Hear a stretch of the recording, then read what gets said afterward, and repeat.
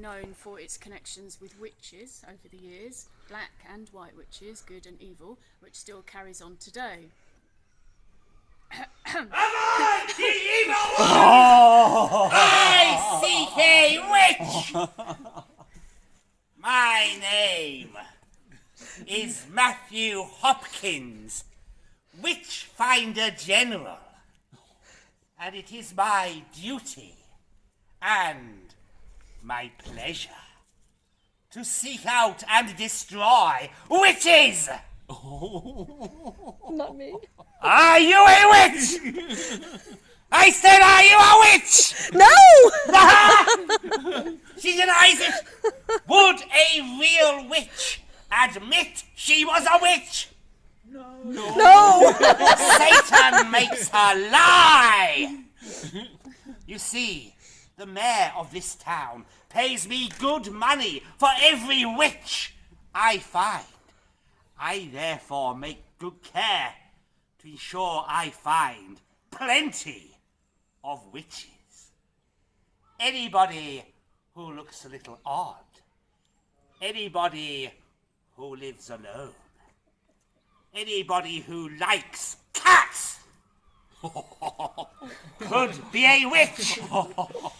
And once I have accused them, I shall prick them with a pin to see if they bleed, for if they bleed, that is a sign of Satan working within them.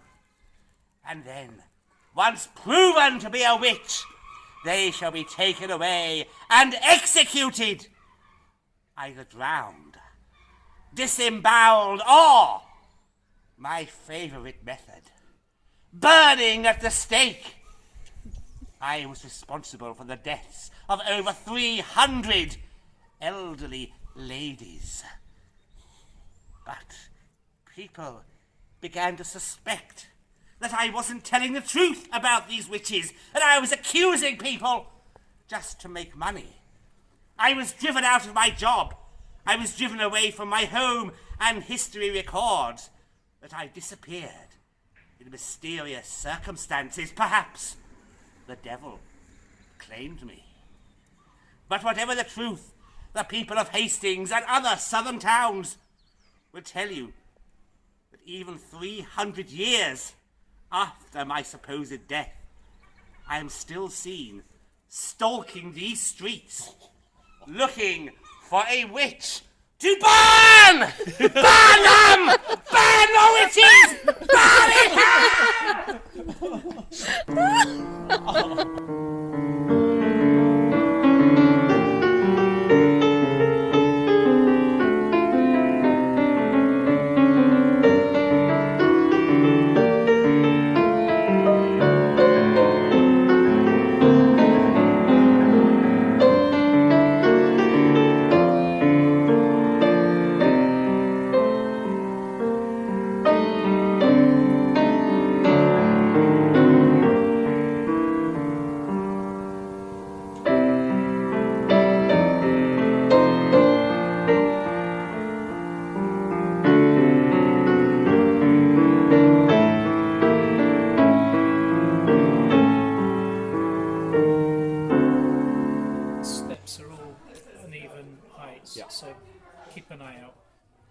Through, there is a street light at the end, so you know what happens when you die. You see a big light and you go into the light, so it's very dark in here, isn't it? So what we're going to do now is we're just going to go into the light, okay? Okay. Fully into the light. Sounds like a song. Yeah, I can't see a thing.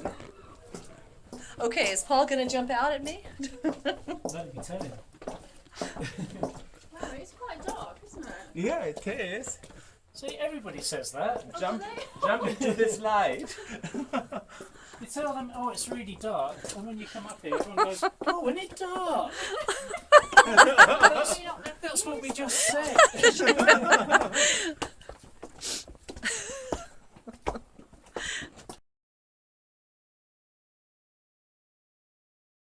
You could say I had a finger in every pie. I killed over 150 young gentlemen whilst giving them a shave. And I am going to be watching you two tonight. And if I hear that you have told the cops that your old mate Sweeney is still sometimes seen hanging around his old house, I am going to come to you by night.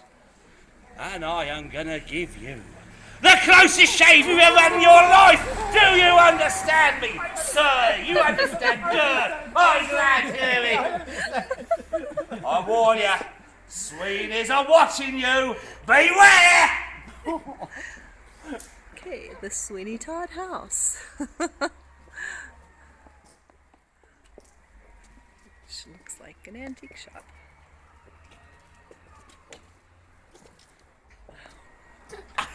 All victims of the Black Death that swept through Britain in the 1350s. A third of the country died. They couldn't fit us in the churchyard, so they just buried a big pit right here. And we don't like people walking over our grave. It was a horrible disease, the Black Death. You get this horrible cough, and lumps come up all over your body. You get boils, lumps in your armpits and in your groin. Anybody want to feel the lump in my groin? Nobody ever does. Then, eventually, usually within 2 or 3 days, you die horribly. Of course, our wonderful 14th century doctors are up to date with our techniques. They've given us some wonderful cures for the Black Death. They tell us to bathe in rose water. It's rose water. It doesn't work. They tell us to cut the arteries around the heart. That sort of works. But now they have given us an extra special cure direct from my quack doctor. This is guaranteed to cure the Black Death. Human excrement. So maybe you could build such a small house on such a small piece of land, and you see they've succeeded. Oh, yes. Currently today it's a holiday cottage, but it's been used as an artist studio and a little museum. And they also used to make coffins in the upper story of the building. Yeah. And they used to lower them. There's a doorway above the normal height doorway, and they used to lower the coffins down that way. So it's called the Piece of Cheese Cottage. It was built as a vet. I went in there when I was tiny. It's like a little museum, and the toilet and the sink and that are in the point. It must always stay this sort of shape and colour and look like a. Children from the fishing families that were so very poor would come over to the high street to try and steal bits and pieces from the market traders. And there's one sad tale about a young fisherman's daughter by the name of Molly Hawkins. Came over to the high street and tried to scoop some apples off one of the stalls. She ran along this little passageway here and would have made her way across the tiny little rickety bridge and home. As she was crossing, however, she slipped into the waters below.